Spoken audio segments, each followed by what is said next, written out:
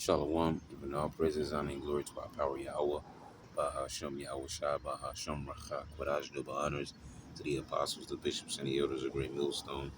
Peace and blessings to the hopeful elect of the tabernacles of David, scattered throughout the four corners of the earth, wherever you may be, wherever you may be. To you I say, Shalom, Yeshua, Shalom. All right, it's your brother Mike Allah back another week to preach the gospel to the lost. What am I talking about? What am I talking about? So like, staying I was at camp for a second.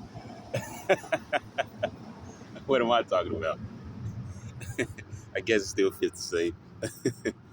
Oh man, I meant to say we're back in the book of Genesis, chapter 49. All right. Verse 1, man. Let's read up verse 1 and 2. I was tripping. Bear with me. So it says that Jacob called unto his sons and said, gather yourselves together that I may tell you that which shall befall you in the last days. All right. The word days in the Hebrew is yawam. Okay. Dealing with a specific period of time, right? Like a 24-hour day. Okay. And when you go into the word last, all right, the word is acharyath, all right? Acharyath. And it says here, latter time, prophetic for future time. And mind you, all right, when it says latter time, all right, it's talking about in the future. Obviously, straightforward. But the point I'm getting to is this wasn't these things that are said to his sons in this chapter are actually referring to the descendants of those sons. His actual sons didn't go through these things that are written, which are pretty much prophecies, all right? Which is why it says prophecy for a future time. But these things that are said to his sons are referring to all those that came, born of his sons. And that wasn't even like directly after. It was, generations down the road, all right? These things that we experienced in previous lives, but of course we have no recollection of the past. All right, so this wasn't exactly, these things were said to his sons, but what was said is referring to those that come from each of his sons. All right. So, yep. So it says, gather yourselves together that I may tell you that which shall befall you in the last days. Okay. And then it says, gather yourselves together and hear, ye sons of Jacob, and hearken unto Israel, your father. Okay. And so today we're moving on to, verse 19. Yep. And the tribe of Gad. All right, Gad. All right. So right here, Gad. And it says, seventh son of Jacob by Zilpah, Leah's handmaid and full brother of Asher. All right. So pretty much the tribe of Gad, the Gadites, are today's so-called Native Americans, which, if you know, um, even then still broken up to a lot of different names, all right, populating, Northern America, which is why they call North American Indian, obviously, Northern America, Canada, okay. It's possible maybe they were even in Alaska, but most definitely North America and Canada, all right. Coming over here after the Assyrian captivity, all right. So, yeah, like it says here, seventh son of Jacob by Zilpah, Leah's handmaid, and full brother of Asher. All right, because contrary to popular belief, especially today's society in the West, okay, it is okay for men to have multiple women. All right, that is your right as a man. All right, we're talking about as Israelites. All right, any man really from any nation, but all nations deal how they deal. We really could care less. But as an Israelite man, all right, you're able to have multiple women. All right, it's just these modern day women today think that a man belongs to them, and it's the other way around. You belong to a man. All right, to one man. Okay. But yeah, so Jacob had the two sisters. I believe they were sisters, if I'm correct. And because he was actually tricked. But the two sisters, and then the two sisters had handmaids, and so he ended up sleeping with the handmaids as well. All right, because of the sisters wanting to have more children, and so on and so forth. So just a little side note there, a little snap of fact.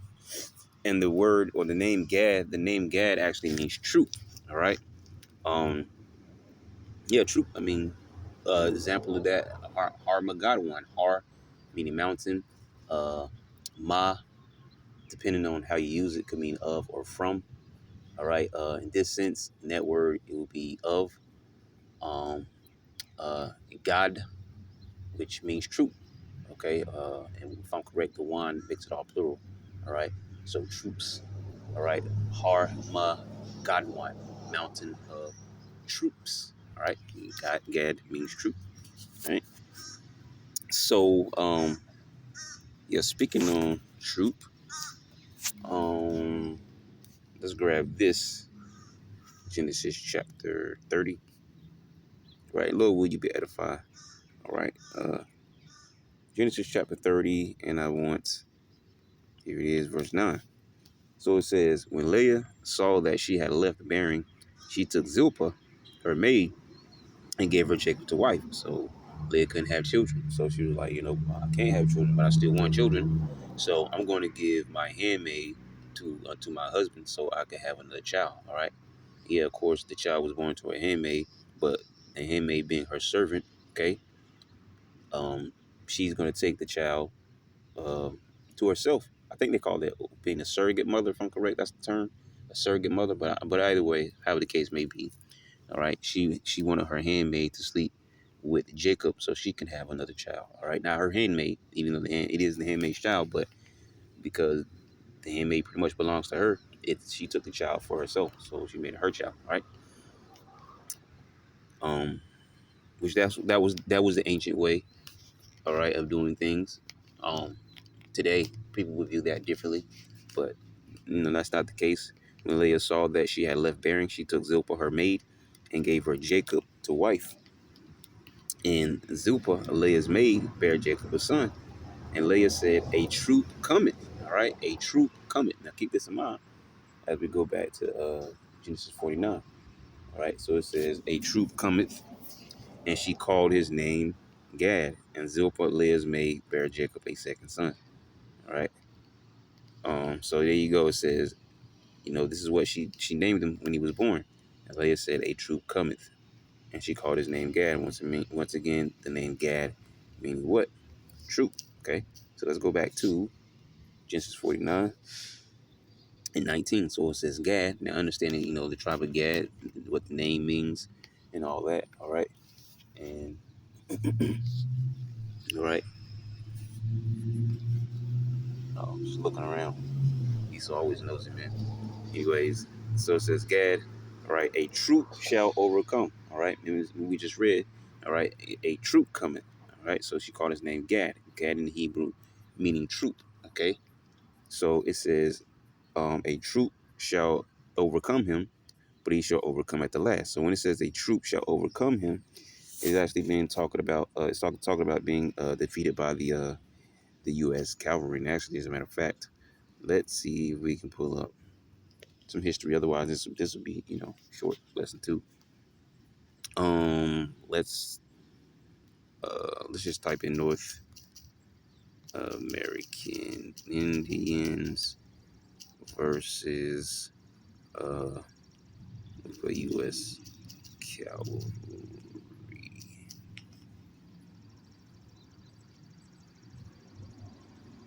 There you go, right there. American Indian Wars.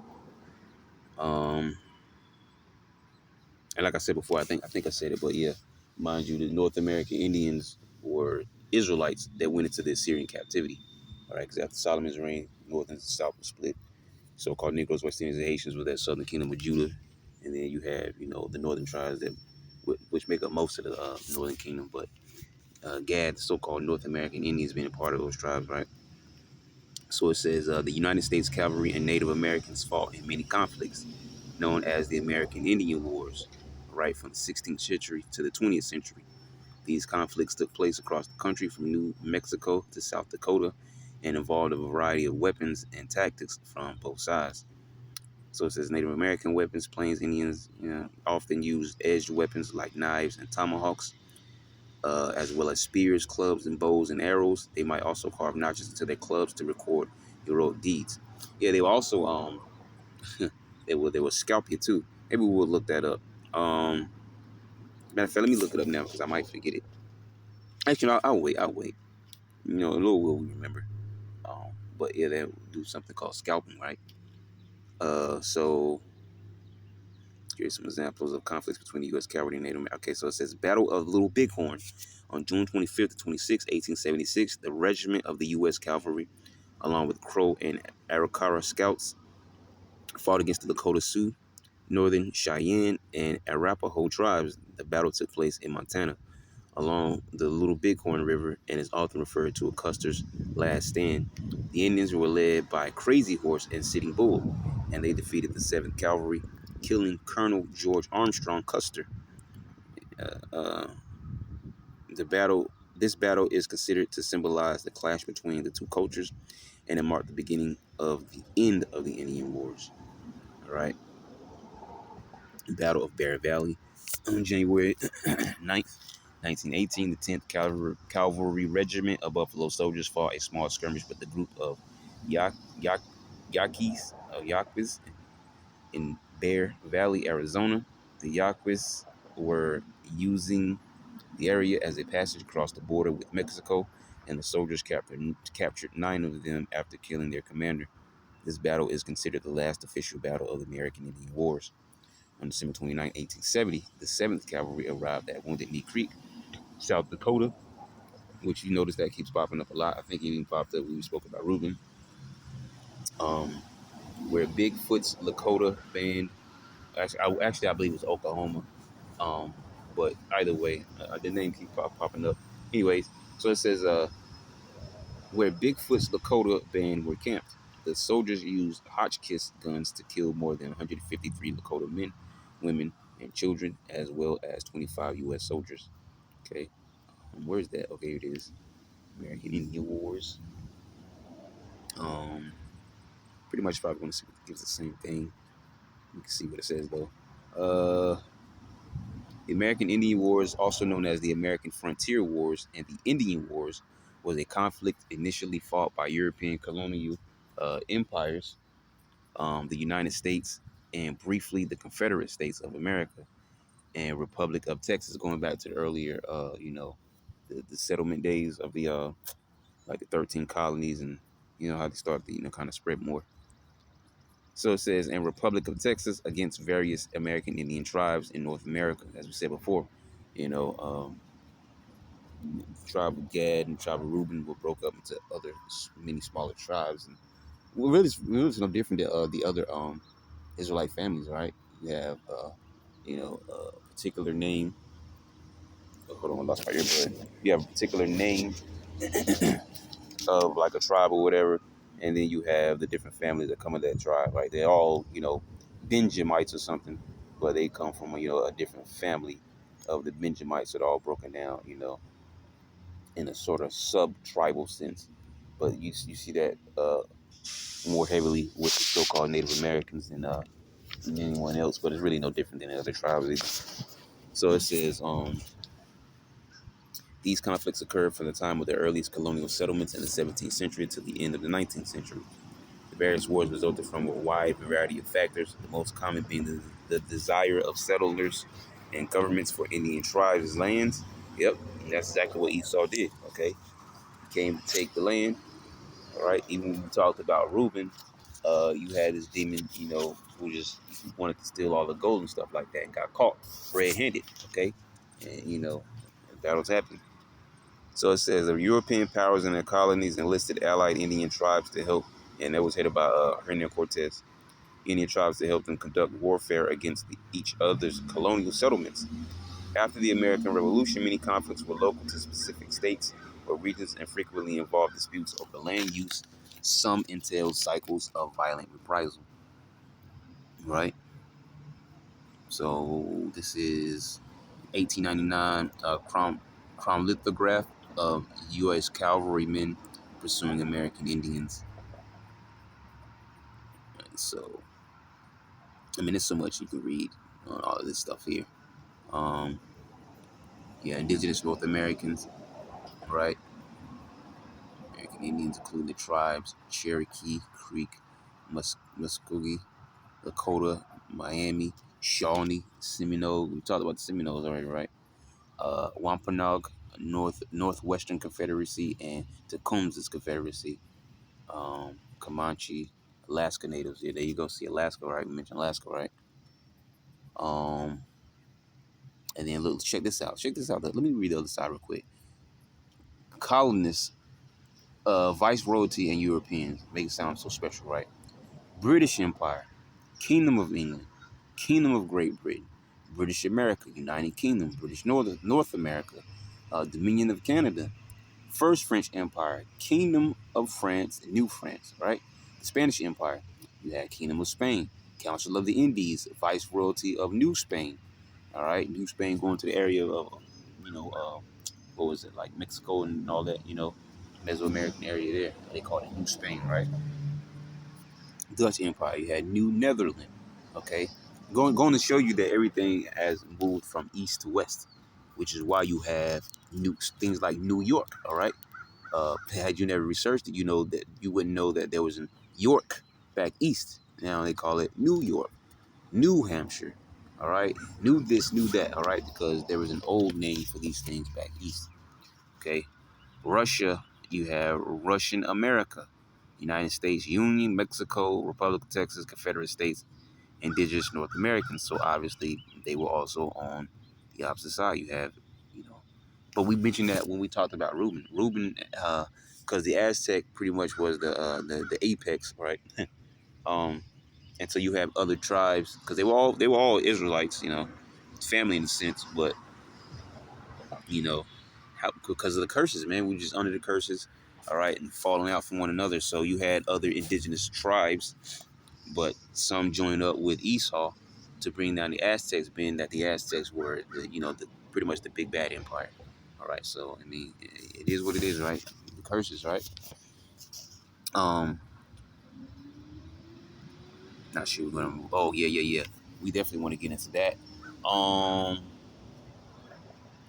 yeah. As a matter of fact, we could transition over because we're just talking about the history right now, anyways. And jump down from that paragraph to right here, where it says the Indian Removal Act. So you probably should be familiar with. We'll probably come back up. Let's go back and punch up this demon right here, and punch up and hook Andrew Jackson. All right, get this devil on the screen. So Andrew Jackson, 7th U.S. president, right? Shows you how far back that goes. Okay, you got what 50 something now.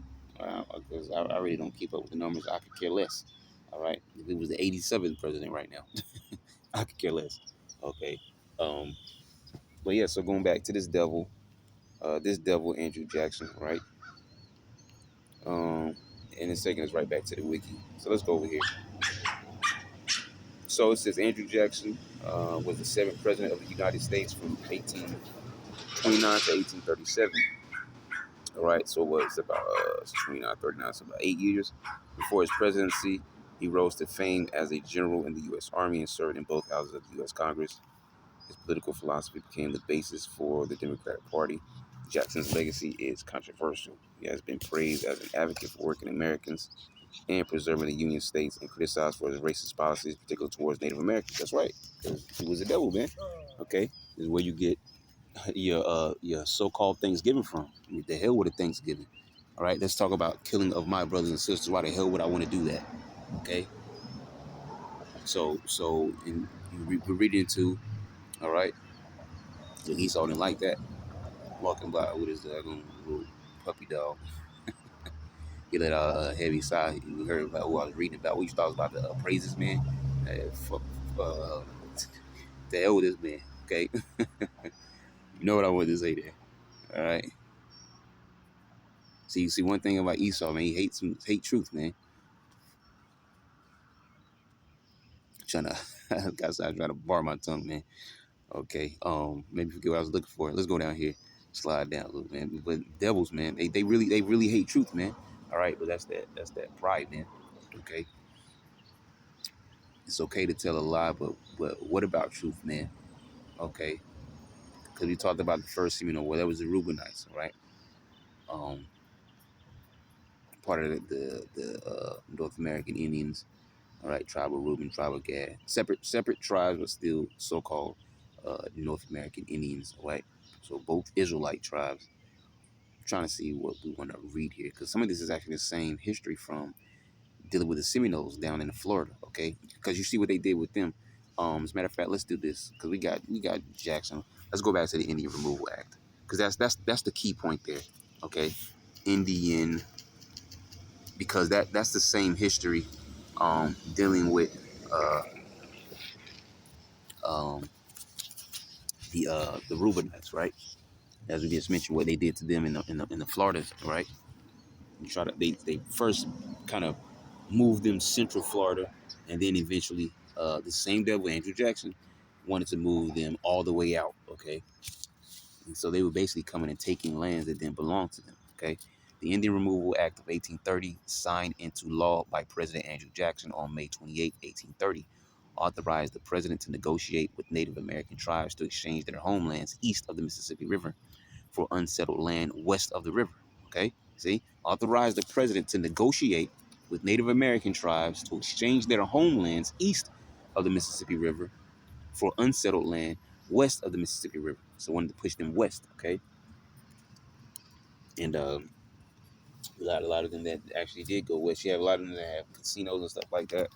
Um, but it always comes from the history, being pushed out. Okay.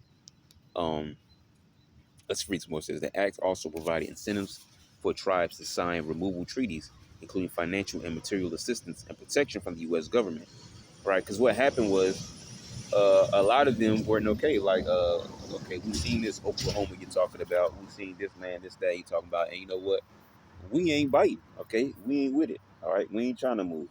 Okay, but you had some of those native tribes, the heads of it, anyways, being simple-minded and trustworthy. Okay, and trusting in Esau. All right, and so what they did, they took the ones that actually agreed and signed. All right, took the ones that actually agreed and signed, and then said, "See, because they signed, all right, this is across the board. So even though these guys weren't with it over there, it's across the board, meaning everybody is under this. Everybody has to move, right? So that's the devil for you, man. Okay, moving the goalposts. All right.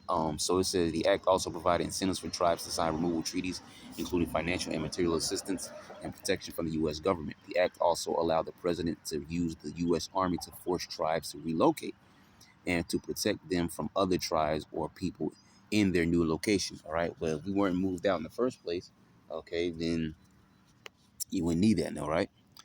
The act resulted in the relocation of nearly 50,000 Native Americans to Indian Territory, which is now eastern Oklahoma, we just talked about, right? Some tribes accepted the act peacefully. There you go, see? But others resisted. For example, the Cherokees were forcibly removed in 1838 and 1839 on a march that became known as the Trail of Tears, okay? It says, during which approximately 4,000 Cherokees died.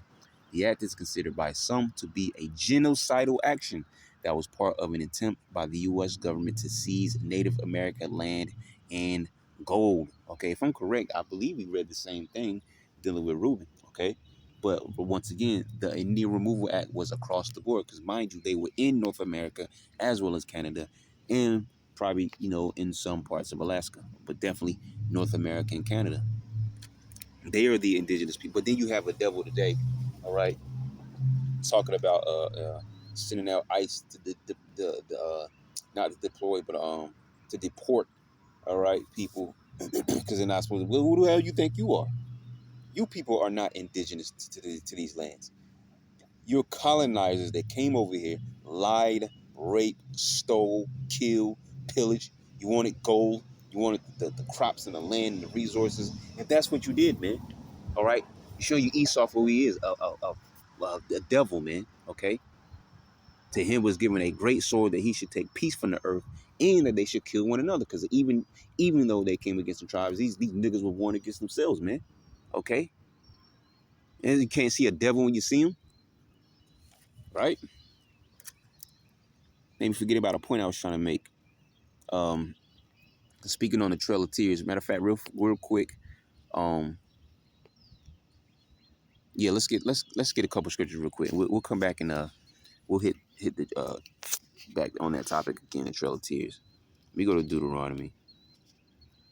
All right, 19. Deuteronomy 19 and chapter 14. It says, laws of landmark and testimony, right? Thou shalt not remove thy neighbor's landmark, which they of old time have set in thine inheritance, which thou shalt inherit in the land of Yahweh thy power giveth thee to possess it. Okay. Now, though it says in the land that we go to possess, it's talking about, the portion of the promised land that we did live on, but it's still universal overall. Okay. Um, that you're not supposed to remove your labor's landmark. And you, more than anybody on this planet, all right, you see Esau, all right, he's going everywhere, okay, for treasures, for land and resources and things of that nature. He's invaded some of everybody, all right. He's the main he's the main person you could point to when it goes to talking about removing someone's landmark, right? He's the number one culprit, okay. um let's get this. Stand in Deuteronomy. Let's get chapter 27. All right. 17. Cursed be he that removeth his neighbor's landmark, and all the people shall say, Amen. Now, of course, this goes into our laws, but once again, the use it universally, talking about Esau. All right. And he is cursed. All right. Even says it in Isaiah 34. All right. Upon the Idumea, the people of my curse to judgment. Okay. He is a cursed demon. Okay. His pale, nasty skin. All right. That red mess that he got on his bones. All right. Some of them got the blonde hair, which that was a curse. Okay. Because not all of them have blonde hair. Contrary to popular belief. Obviously not. Okay. That was that Hitler stuff though, right? Blue eyes and blonde hair, red skin. All right. Whatever. Which Esau is a true red skin. Okay. Because they put that term, all right, on the so-called Native American Indians, Redskins, all right, because that's even a sports team, the Redskins. And then you got a reddish brown so-called Indian with a feather on his head, man. Hey, man, I was thinking about the vengeance of the tribes, right? Um, so let's go back over here and see if we can pick up on the Indian Removal Act. Some more there. See if we can find the wiki. PBS might not give us what we want. And even wiki goes off sometimes too, but this is actually gonna see the wiki. Um, let's get this here in the National Geographic. See what it says. So hold on May 28th, 1830. Okay, because that's what the around the time period was. Indian Removal Act of the 1830s, right? The United States Congress passed the Indian Removal Act, marking the government's clear-cut push. You see, clear-cut push to remove Native American tribes from east of the Mississippi River. All right, to the west of it, as we just read. The Indian Removal Act opened land that indigenous peoples had previously called home to white settlement and expansion of slavery, further codifying injustices at the federal level that had long been underway. By the 1800s, the U.S. federal government and several state governments had already frequently pushed indigenous tribes farther and farther west. Violence, threats, deception, and legal agreements, often treaties, were tactics used to transfer indigenous held land to white people. Though there was significant Native American resistance, many of these earlier efforts at ethnic cleansing, all right, a term we've heard before, right? Ethnic cleansing, were successful. These anti-indigenous policies, coupled with spread of diseases transmitted by settlers, has severely decreased the population of indigenous peoples in North America. Yeah, because they gave them the smallpox, right? They didn't care. Men, women, children, elderly, babies, whatever, give them smallpox. I believe we spoke about that one time in one of those Assassin's Creed games. The one I think it's like a part 3, where the main character was supposed to be a so-called Native American, right, Indian. And there's a scene in there that you're supposed to cleanse all the blankets that were given to the so-called natives that had smallpox in it, man. So it goes to show you, in order to distort history, you actually got to know what the history is, man. So for them to put it actually in a video game, it's crazy, man. Um, these anti-indigenous policies, coupled with the spread of diseases transmitted by settlers, has really decreased the population of indigenous peoples in North America. However, there was still a substantial indigenous presence east of the Mississippi River. Tribes living in what is now the U.S. Southeast at the time included the Cherokee, Choctaw, Chickasaw, uh, which we read that before, Muskegee, but which is the Creek, and Seminole, which we talked about the Seminole, right? Seminole was pushed into Central Florida, then pushed all the way out of Florida. Okay. Um, so it says by the 1800s, these nations were known collectively as the five civilized tribes because they had adopted aspects of white, which is a lie, man, because they were already civilized. They were very advanced, man. Okay. The native, native tribes, uh, those Israelite tribes that came over here to the Americas, South Central and Northern America was super, you know, they were well put together. All right. When you talk about the building structures and everything, but that's the lie that was told, that they were just some kind of barbarians and not smart, and they were very advanced civilizations, right? But because we weren't falling behind the so-called white man, oh, we weren't, we weren't smart, we weren't this, and that's a lie, man. All right. Otherwise, you wouldn't have sought us. So which we know didn't sought because they were Israelites. But you get the point there. So we see that's a clear cut lie. Five civilized tribes because they had adopted aspects of white settler culture, right? Pressured by the U.S. government, many copied the ways settlers dressed, their educational system, the practice of Christianity, right? Which those two are deadly, man. The educational system and the practice of their version of Christianity, right? That was deadly to our people, man. Okay, even to this very day, their use of because in the educational system, all right, you only taught history by the way of those that are in power. Those that are in power are able to write the history books, which is why they own the history books and the miseducational school systems and prepare the curriculum that you learn in that miseducational school system, man. Not us. All right. So it says there's practice of Christianity, their use of plantation agriculture, and their enslavement of people of African descent, which they weren't Africans. All right. They're not African descent, but what that is referring to is the Southern Kingdom, all right, where they went back across seas after seeing all this, lush land and vegetation and crops and things of that nature. And these lazy bastards, right? Because they call us lazy and this and that. Why? Of course we're gonna be lazy because we don't want to work for you devils, all right? We're working for ourselves. We had our way of life put together, okay?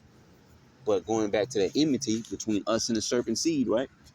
All right, things happen because of prophecy, man. But anyways, the point being, when they saw all these things, their lazy asses didn't want to go out there and work, so they went and got the Southern Kingdom, and also enslaved them, brought them from. Oh, that's where you get the whole slave trades, right? Because they were already over here, bothering the Northern Kingdom Israelites. You see, so-called Native Americans, so-called Mexicans, and so on and so forth. These conquistadors were already over here bothering the Northern Kingdom Israelites. Then they went back over there, all right, showing you ain't no freaking Africans, man. Stop calling yourself Africans, man. It even tells you in the Zondervan's Compact Bible Dictionary, Ham is the progenitor of the dark races, not the Negroes, because those filthy little Africans, all right, come from the line of Ham. The so-called Negroes come from the line of Shem, all right? Clean cut. It does it. All right, how you doing? All right. That's the straightforward facts, man. Okay. Them ain't our people, man. They played part in the slave trade, so they went back east, picked up the Southern Kingdom, took them into the slave trade, and brought them west, joining them together with the Northern Kingdom tribes, man. Remember, we went through that history when we talked about the Seminoles, all right? Those that were fleeing from Georgia, all right? They went to hide south, right, with the Seminoles. They call them the Black Seminoles, right? Well, those were Israelites, all right. So, well, of the so-called Negroes, which are not Africans, man, tribe of Judah. So all these nations knew exactly who they took into captivity, man. Okay, they knew exactly what does Psalms 83rd chapter say. All right, that we were oppressed together with one consent, to that the name of Israel shall be no more in remembrance. See. All right, and Salaki, if it sounds like I'm getting a little worked up, but I mean, when you read about the history, man, all right, it does get you a little worked up, man, because it reminds you of where you are, all right, and why you need a Lord to come, all right, deliver you, man, from these curses and from, this filthy land, man. Okay, originally enslavement by Native Americans was not the same as that practice by white settlers. Being enslaved was not an inherited or permanent status. The enslaved could be adopted into the family. This changed as the cultures and beliefs of these tribes became virtually identical to the United States. Still, the civilized practices of the five tribes did not stop the white settlers' growing demands for their lands. Oh yeah, here's a history that I was going to get into. All right, well it's here right now, so let's go and talk about it. Two historic events: the Louisiana Purchase, which we already talked about. If I'm correct, we talked about that dealing with the Reubenites. The Louisiana Purchase in 1803 and the War of 1812 sped this land grab. The Louisiana Purchase brought the U.S. government the exclusive right to purchase or forcibly take lands from various indigenous governments lacking, meaning the so-called native tribes, right? Lacking enough funds to pay veterans of the War of 1812, the U.S. government offered them land, all right, in what are now the states of Illinois, Michigan, and Arkansas, lands occupied by indigenous people. See, how much more is so much here? You probably have to read this on your own time. Um, yeah, we'll probably stop right there at that last thing you read. Okay, make sure we're still ticking. Um,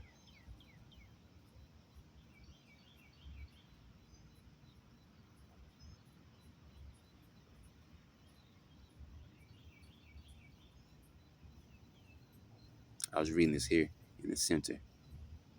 Okay, which I could read that too, but I mean, there's so much here. All right, really, we came over here talking about the Indian Removal Act, right? Um, man, uh, let's see if we can type in one more thing, maybe. Let's see if we can type in how Native Americans help white settlers survive.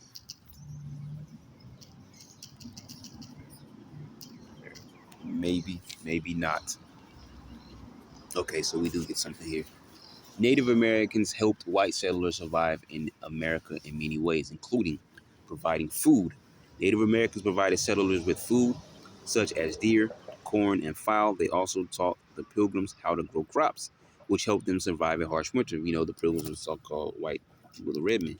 Okay, so the reason why I'm reading this is, to transition into real quick that because we mentioned Thanksgiving, right? Thanksgiving, really, okay? Because this was Israelites being Israelites, man. Generous, caring, heartwarming people. All right, chill. All right, but very advanced, very smart, intelligent people helping these white settlers, and they turned around and raped their women. All right, children, and kill men, and so on and so forth, man. Backstabbers, right?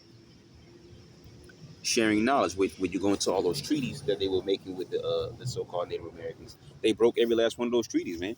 Every last one of them, right? They changed the goal. They moved the goalposts on every last one of those treaties, man. Okay. So it says Native Americans provided settlers with food such as deer, corn, and fowl. They also taught the pilgrims how to grow crops, which helped them survive a harsh winter. Native sharing knowledge. Native Americans helped settlers adapt to the environment by sharing their knowledge of the land and habitat. Yeah, because our people lived off the land. All right. They even understood, going to show you the Israelites, but the land sabbath, they would actually, migrate. All right, pretty much they would move like pilgrims, man. Okay, um, moving from place to place, which we also talked about dealing with Reuben. Okay, but yeah, they were if I'm correct, we did. But yeah, they would move, from place to place, trying to find, land for their cattle and water and stuff like that, and moving, and only killing animals when it was necessary, and not just, you know, overly unrighteously killing animals. That's what Esau did. All right, speaking about the buffalo, wiping out the buffalo. Okay, but because of course the native tribes would kill buffalo, but there was a reason, and they would only kill when needed. They wouldn't just go. Basically, they wouldn't go kill for sport. All right. Now they've made a whole sport out of hunting. Goes to show you, it goes all the way back to their forefather, man. Esau. Excuse me, not Esau, but Abel. I'm sorry, not Abel, but Cain. Cain. All right, who was a hunter. Okay, all the way back. Okay, you see their lineage is never changed, man. And then added on with which his name in the Hebrew is Quayan, which means weapon. So I was about to say, added on that blessing where they were blessed with the sword. Like, come on, man. But so now today you have hunting as a sport. All right, killing deer. All right, and then they put their head up on a mantle and stuff. All right, and stuff like that. They kill animals for sport. Okay, and not out of necessity. That's what the natives did. They kill for food and necessity because being very intelligent people, like they will skin an animal, all right, and take its pelt, okay, um and pretty much what they would do is like they will make like particular clothing out of it, all right, and the clothing would also be universal because a lot of those animals, their fur and whatever, all right, will be somewhat waterproof, all right. So not only are they wearing, the animal skin, as a garment and stuff like that, because they made it into clothes, but then also it has certain protection from the elements, all right. One of those things, being it's basically our people were very, very advanced, contrary to popular belief, man. What Esau's going to tell you is always going to be a lie, man. Okay, because he's the beast man. He's the cave dweller, right? He's the thief of everything. Okay, a fugitive and a vagabond, right? It also says trading. Native Americans and settlers traded materials and supplies such as skins, hides, and beads. Native Americans also traded fresh water and fruit with the Europeans. Okay. Um,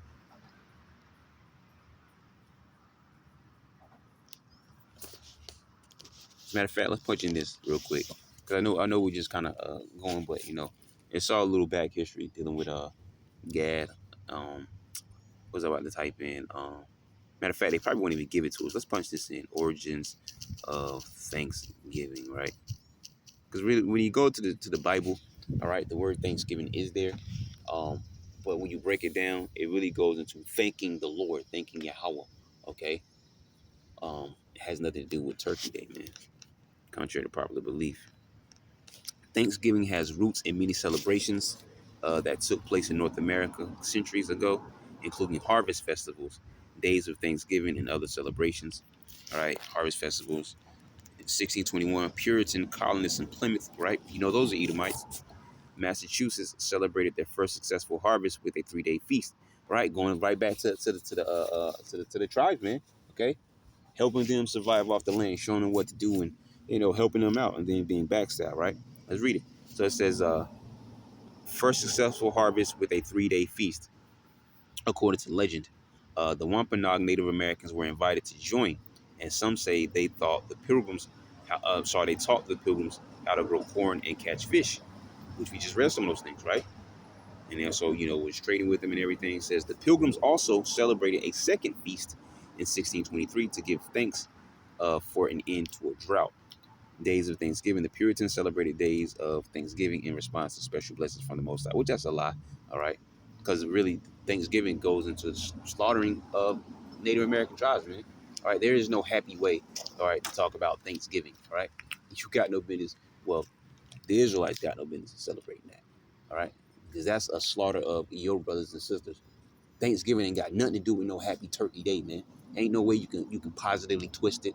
All right. That's what most people go off. Oh, we doing it for the kids. Well, the Lord's gonna kill you for the kids because it tells you to train up the child in the way that they should go. It didn't tell you to do the ways of the world, right?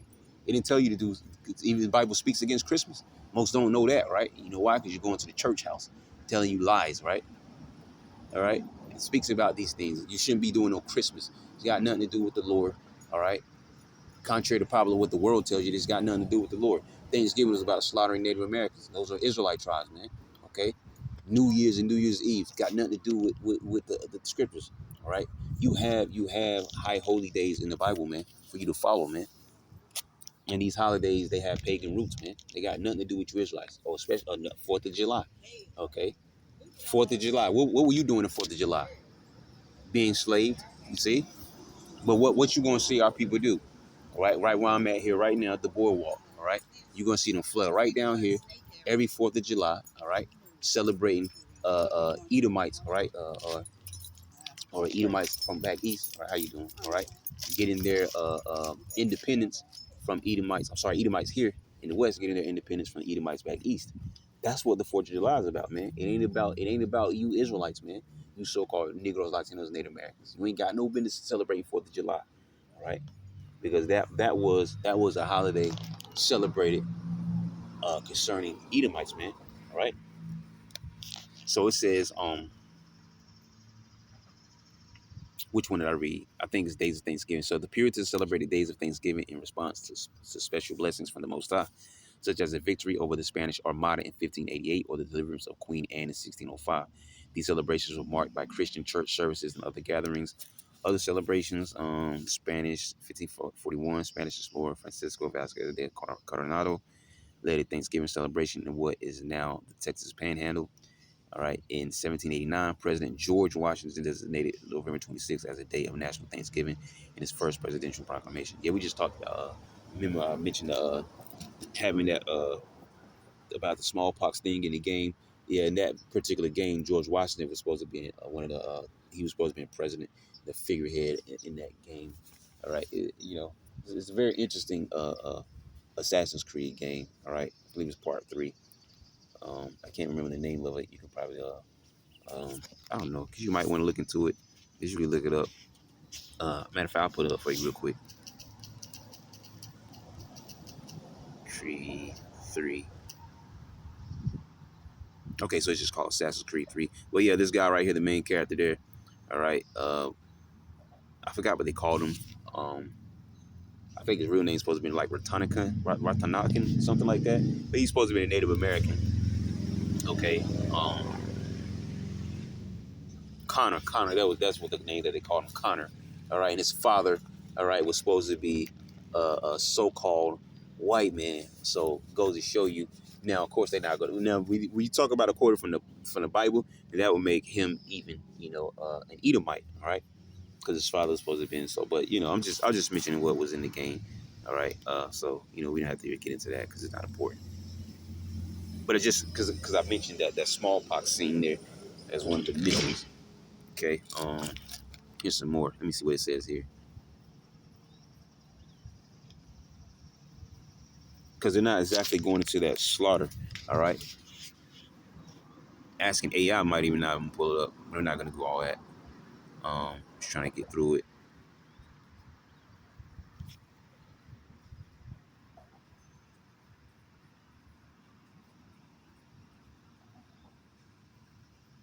Yeah, you see what's this going? See what it says? Most Americans are taught the same story. Where do you learn it now? In your educational school system about Thanksgiving, that pilgrims sat together with Native Americans to share a meal and thank them for helping with a successful harvest. Yeah, because they showed them how to live off the land, survive, and also, as you just read, celebrating the harvest, right? Bonus points if the story you learn also includes an appearance from Squanto or a lesson in fertilizing crops with fish. But most popular retellings of the first Thanksgiving have been proven to be riddled with mistruths. While you may know that on some level, what's not often discussed is the truth about the holiday's history and the effect it has on many Native Americans. So let's see if they're going to give us what we're looking for. Because we already know the history. I'm just seeing if they're going to actually give it to us. Let's try to get through here. You probably have some vague idea uh, that the Thanksgiving holiday is not quite the rosy picture you read about in school. But the real origins of the holiday are not clear-cut either. We'll give you the best glimpse at what we know, but note, there is a lot of information to digest about this issue and a few supposed origins of the holiday, some of them conflicting. This is the most commonly researched and reported story. Let's just get to it. So it's still saying the same thing. The Plymouth, the 3-day feast, so on and so forth. Mashed potatoes, Wampanoag mentioned. Smithsonian points out discussions.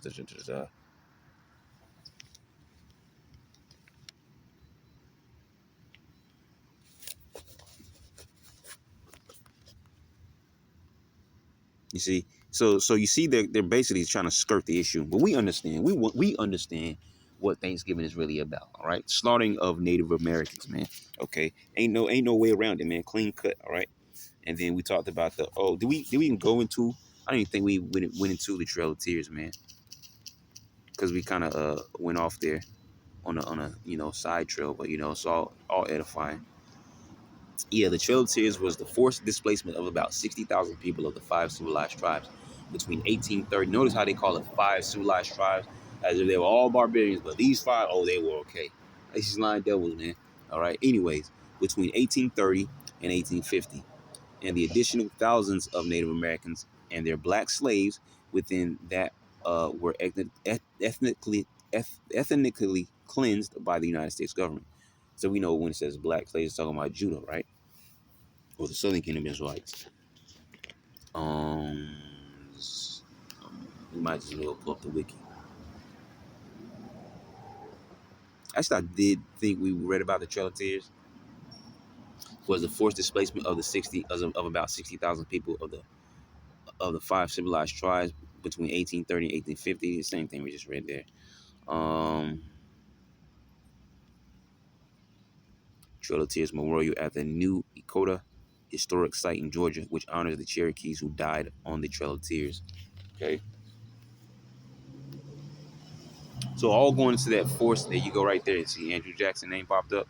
All right, cause Indian Removal Act signed by President Andrew Jackson. So I was about to say it, but the words on the screen took it right out of my mouth. See, it all goes back to the little treaty or whatever decree, whatever you want to call it, that was signed by Andrew Jackson, man. All right, the devil. All right, you see that he forcibly removed the Reubenites as well as the Gadites, man. Okay, so yeah, and motive acquisition of Native American land east of the Mississippi River. That's the motive, man.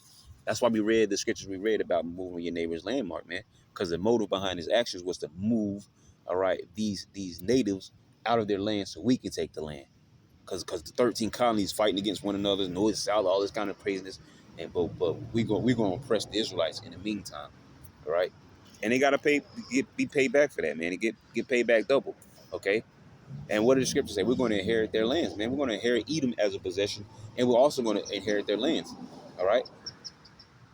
Because Edom is going to be slaves, and after 1,000 years, they're going to be done away with. But we're still going to own their lands. We're going to actually live in their lands, okay? At some point, a lot of these different nations out here, right? Because when you look at the Promised Land from the Nile River, that's a portion of Africa there, all right? And going towards east, you go over Saudi Arabia, all those areas there, all the way over to the Euphrates, and then up, all right, stopping, up in like Lebanon and Syria, okay, covering Jordan, all of that, Mesopotamia, which is parts of Iraq, Iran, those areas there. But I don't think it goes as far as Turkey, Anatolia, right? But you get the picture, the bigger picture. If you really know, your maps, all right, in your mind, all right, you might can picture what I'm talking about, all right? All that, all right? Because the areas of Judea we lived in at some point, but we didn't really live in our whole entire promised land, man. We're gonna get all of that, which includes Edom's lands. Okay. Um, yeah, perpetrator, little target, Cherokee, Muskogee, which are the Creek, the Seminole, Chickasaw, Choctaw. Perpetrator, United States federal government, United States Army, state militias, white Americans, right? As if they're different from every the first three, right? And these were the white Americans, period. Okay. Displaced 60,000 indigenous Americans forced to be recorded. That's the Indian. So, I mean, pretty much you see the history is a lot of the history is the same with the Reuben and Gad, right? Because of Andrew Jackson and the removal, man. So I think we going to enough, man. Let's go back to Genesis 49. All right. Because that's very deep history there, but it's good to know, all right? Pointing out who they are. So, Genesis 49, 19, Gad, a troop shall overcome him. So, yeah, them being defeated by the U.S. cavalry and so on and so forth. We talked about the Indian Removal Act, Andrew Jackson, all the different things there, okay? But then it says, but he shall overcome at the last, okay? And let's get this. First Chronicles 5, all right, and 18. It says, the sons of Reuben and the Gadites and the half tribe of Manasseh, all right, the Gadites, who we're talking about right now, and the half tribe of Manasseh, of valiant men, of valiant men, men able to bear buckler and sword, all right, and to shoot with bow, which, Native Americans are often known with the bows, right? Okay. And we talked about, a little bit with this with Reuben, all right? These were some warrior class people, man, okay? So it says, men able to bear buckler and sword and to shoot with bow, and skillful in war. All right, you see, skillful in war. Oh yeah, we never looked up. Maybe I'll look up real quick. Were 40,004,703 score that went out to the war. Okay, let me go back real quick. Let's see if we can find it. Maybe it'll pop up. Just put Indians and scalping. Let's see if it comes up. Yep, scalping was a widespread practice among some Native American tribes, but not all, and its significance varied by culture. Scalping involved taking a small piece of skin from the top of a defeated enemy's head as a battle trophy. All right, just straight shaving off the top. All right, skin with the hair and all. Okay, it says it was often ritualized, which is funny because now I'm not saying it's not the same thing. I'm not even really saying it has anything to do with it, but because one of my favorite movies coming up watching was Predator, right? So yeah, the Predator he would take the trophy, right? Which he would take the whole head though with the spinal cord, but just made me think about that. Okay, then he got the long hair with the so-called dreadlocks, which is dreadlocks and stuff like that going off, but you get it. Okay. Anyways, right? Side note, right? So it says some tribes believe that scalps embody the enemy's spirit or identity, and that the scalp lock contained the warrior's soul's connection to the spirits of the heavens. Taking an enemy's scalp was thought to give access to their soul, mental and physical faculties. Well, we know that's going on, but anyways, scalps were also taken as a display of military prowess or for ceremonial purposes. See, however, scalping was not exclusively practiced by Native Americans. White settlers also scalped indigenous people from the 17th through the 19th century, which they showed you in that movie. Um, Denzel Washington played in. I can't remember the other actors. There was a so-called Mexican guy, Indian dude, which he was in there. This big dude that played the Punisher. He was supposed to have been the one that was scalping, the Native American. He was getting paid by the U.S. government to scalp them. The guy that played in the I can't remember his name either. Um, the Guardians of the Galaxy movie. He played what's his name? Um, Star Lord. Star Lord. The dude played Star Lord. Okay, he was in the movie, but yeah, they showed you that in that movie though. Okay, um, it's a pretty good movie if you haven't seen it. I can't think of the name of it. No, not the Hateful Eight. That was a different movie. Magnificent Seven. That's the name of the movie. The Magnificent Seven. Very good movie if you haven't watched it. Pretty decent movie there. Um, Yep. So it says, and several European colonial powers paid bounties for scalps. For example, during the French and Indian War, Massachusetts Governor William Shirley offered a bounty of £40 for a male Indian scalp in 1755. In Pennsylvania, Governor Robert Morris offered 130 pieces of 8 for the scalp of every male Indian enemy over the age of 12. That's crazy, right? Over the age of 12, man. So even young boys, man, young men, all right, over the age of 12 in 1756, all right. Now you don't think the devil's gonna get paid back for that? Okay, we got hoes for you, and we gonna see. Let's read this again. First Chronicles 5:18.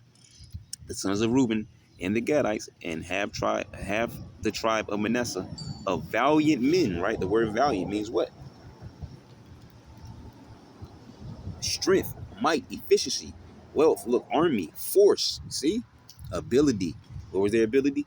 Men able to bear a buckler and sword, and to shoot with bow, and skillful in war. Right? Because we talked about before. Uh, uh, uh, uh, um, Guerrilla warfare. All right. The Reubenites used that. All right, because they knew the area, the swamps, the creeks, and all these different things. All right, giving Esau hell, man. Okay, fighting back. Uh, yep, skillful in war. Matter of fact, let's see what the word skillful goes into. Lamad. Learn, yeah, yep. Also, exercise and learn to be trained. War. We're 44,703 score. So 760. 44,760 that went out to the war. Okay. So let's go back. Right. As a matter of fact, I believe that was it. That was it for Gad, right? Yeah, Gad troops are cool. So that was the other verse. So let me get this and we'll start to wind it down. Let's go to Deuteronomy 33. Right. Because we already mentioned this, but let's get the scripture here. Deuteronomy 33:20. And of Gad he said, blessed be he that enlargeth Gad. He dwelleth as a lion and teareth the arm with the crown of the head. Now it says, Blessed is he that enlarges gas. So when it goes into enlarges, matter of fact, let's just get the word real quick. All right. The word is rahab.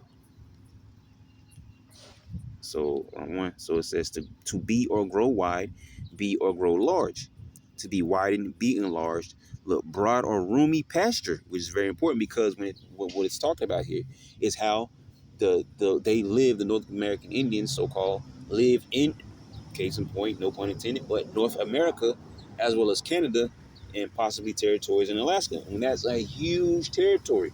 Okay, you think about how big the United States is, then how big Canada is, and you had the so-called Native American Indians over all this territory, man. But because of prophecy, things went the way that they went. So in largest gap, all right. So it went from whatever, back east, then coming over here to the Americas, and then you're seeing just how huge of a territory that the so-called Native Americans, occupy, right? So yeah, so make large to enlarge. So there you go. And it says, "Blessed is he that enlarges Gad." All right. It says, "He dwelleth as a lion. He teareth the arm with the crown of the head." Okay. So now when it says he teareth the arm, that's going actually into their a ritual that they used to do. See if we can pull it up. It's called a blood brother ritual. Okay. Yeah, right here it says the blood brother ritual is a blood ritual that involves two or more people, usually men, intermingling their blood to create an alliance. Right. So they would cut, the arm, forearm, or whatever. All right, and then, you know, like do like a handshake type deal or whatever, and their blood would, touch, and the arm would touch, and so on and so forth. And that's what being a blood brother was about, right? So it says that alliance formed by the ritual often requires members to support love and be loyal to each other. Okay, so really actually joining their blood to become blood brothers. Right, that's what that was about. Right. Check this out. The ritual can take many forms, including Scythians. All right. Participants will let their blood drip into a cup, mix it with wine, and drink it. They were only allowed to have three blood brothers at a time. All right. Scythians, correct, going back to being, portions of those that were Israelites, Hungarian, Asian cultures, the North American Indians right there. Participants would cut themselves and then touch their wounds together to exchange blood. Like I said, right, cutting the arm and doing like the brotherly handshake, all right, where they would grab each other's forearm and shake, but then at the same time, would they touch where both arms were cut, and they would become blood brothers, all right, because their blood had mingled together now with one another. They became blood brother. The ritual can also involve participants swearing an oath to treat each other as siblings. The alliance formed by the ritual can be used to bind together hostile groups, form alliances for war, or in peace agreements. There you go. All right. So we don't have to even read any more on that. So we go back. All right, and it says, and then it says, he says, and he teareth the arm with the crown of the head, and the crown of the head is actually going into the headdress that they wear. All right. Let's see, what is the name of the American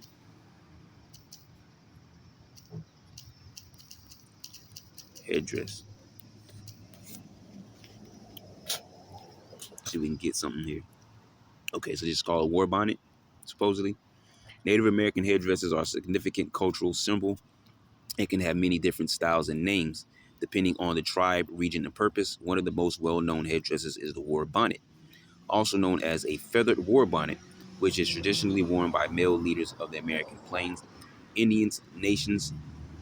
War bonnets are often made with golden eagle tail feathers, decorated with beading and ermine skins, and are sacred to the Great Plains Indians, including Sioux and Cheyenne. Yeah, and you wouldn't just like get one of these headdresses, right? You actually have to prove yourself worthy, all right, and so on and so forth to be actually not only able to make it, but also wear it, all right? So when you see a guy like this right here, you see all those feathers, and you know how, that means he went through it, all right? He earned, all right, the right to, which he's probably a chief, but he earned the right to wear that headdress. You couldn't just take a feather and just start to do whatever and, get some more feathers or whatever. No, they they're young men, growing up to be, older men, they would earn, all right, the right to do that, all right. So it wasn't just a given, all right. It was a cultural thing. They were originally worn into battle, but are now primarily used for ceremonial occasions and religious gatherings. Eagle feathers were only given to individuals to acknowledge or commemorate a significant. There you go, right there. A significant accomplishment. I could have just kept reading. I didn't know it was going to be in there, so it's okay. But we talked about it, such as a display of bravery. You see, because they would have to complete certain tasks, man. Right, prove themselves worthy. Okay, and warriors often only attain a few in their lifetime. Yep, you see. Hey, so like I said, you see a guy like that. Oh, he definitely earned his spot. Okay, so it says yep. War bonnets held great value, sometimes equivalent to several horses, and were often blessed in ceremonial dances. And if you understand the importance of horses, that goes to show you how, the gravity of that, right? Several horses, okay? Other types of headdresses include horn headdresses worn by Native Americans on the western Great Plains. These headdresses are made by creating a cap of buffalo hide and then adding horn. And we talked about it earlier, right? Taking, the different animal skins and utilizing them, right? Not just killing for sport, okay? They will use them for certain things, all right? So it says these headdresses are made by creating a cap of buffalo hide and then adding horns for decoration. Only warriors of a certain stature were allowed to wear these horn caps. There you go. Same thing we just mentioned, man. Only warriors of certain, because they had to prove themselves. They couldn't just go and start to pluck up feathers, all right, and start to build a headdress or whatever the case may be. No, not in the Native American culture, all right?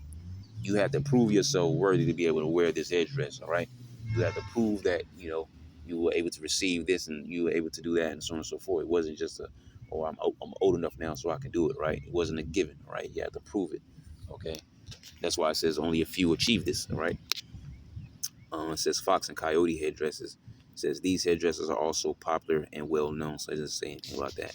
All right, we're just going into that Native American culture there. All right. So that's pretty much it. There's nothing else we can talk about. We pretty much covered everything. So, Lord will you edify to this? I'm going to say shalom.